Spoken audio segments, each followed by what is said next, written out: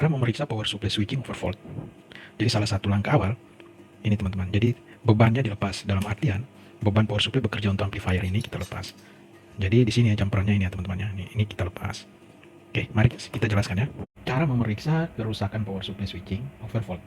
Ini paling sering terjadi teman-teman. Ini sering terjadi pada polytron speaker aktifnya. Sebenarnya rusaknya sederhana teman-teman. Jadi dia over voltage, itu artinya tegangan outputnya melebihi dari seharusnya, dari desain pabriknya. Jadi langkah pertama jelas kita harus cek tegangan outputnya. Setelah kita periksa kan, jelas kita harus melepas beban dulu teman-teman ini ya, tanpa beban. Nah di sini power supply dia akan berperilaku berbeda saat tanpa beban. Jadi tanpa beban ini dia bisa kita tahu tegangannya berubah atau tidak teman-teman ya. Itu yang pertama. Jadi yang kedua, nah ini sering banyak pertanyaan ini ya. Periksa optocoupler teman-teman karena dia feedback, dia umpan balik ke sirkuit primer ya, dari sekunder ke primer. Jadi teman-teman jarang itu orang menganalisa si optocoupler ini. Jadi kadang dia bisa putus atau bocor karena kalau dia bermasalah IC PWM tidak mengontrol ya. Jadi maksudnya apa? Dia mengontrol frekuensi teman-teman ya. Frekuensi osilator yang harus dia keluarkan untuk kebutuhan bebannya. Yang ketiga ini juga. Jadi sistemik teman-teman. Ini WL431 atau TL ya. Bisa juga WL, ada KA ya, ini sama teman-teman.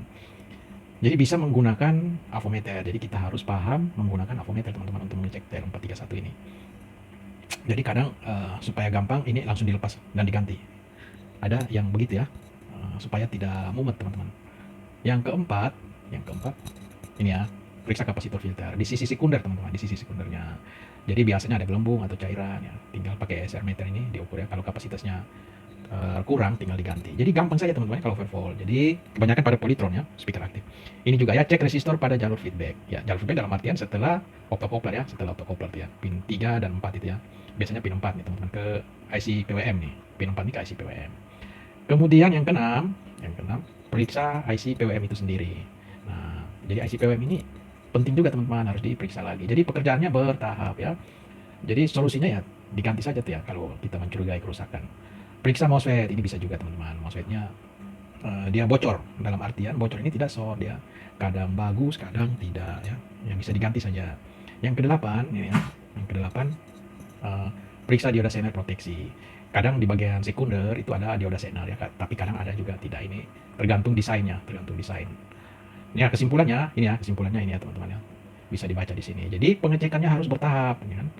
Kadang orang langsung mengganti optocoupler kan, langsung ganti TL431 gitu kan. Nah ini kan boros biaya teman-teman. Ada juga langsung ganti IC PWM dan MOSFET. Jadi keempat komponen ini langsung diganti.